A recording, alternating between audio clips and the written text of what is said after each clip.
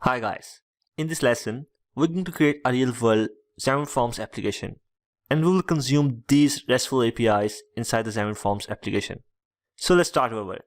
First of all, let's go to this Xamarin Forms project, and there I'm going to add some C# model classes.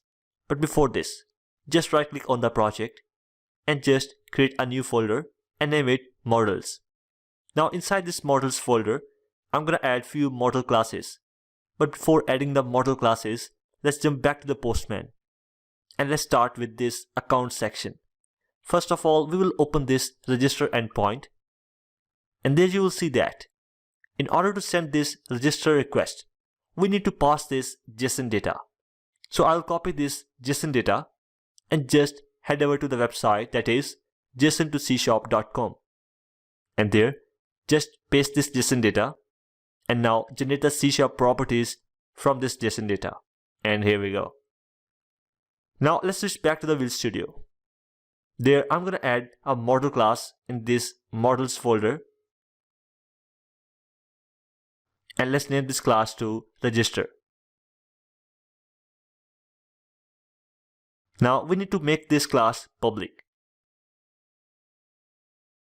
And right after that, let's copy the properties from this website and just paste these properties inside this register class.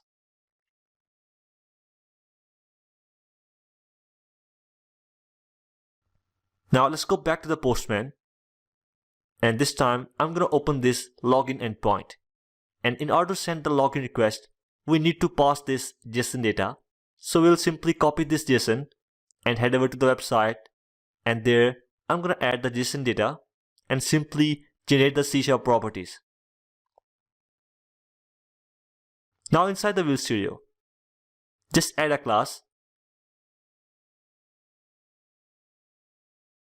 And this time, I'm going to name it login.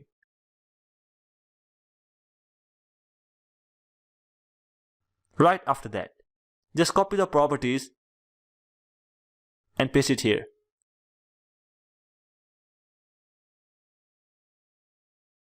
Now once again, back to the Postman. And there, you can see that this login endpoint will return the following JSON response. So we'll copy this JSON and then generate the C# properties from this JSON. But you will see we'll get the fields in the lowercase.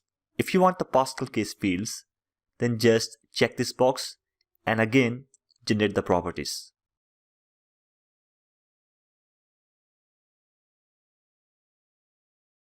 Now we will add a C# class, and this time we're gonna name it token.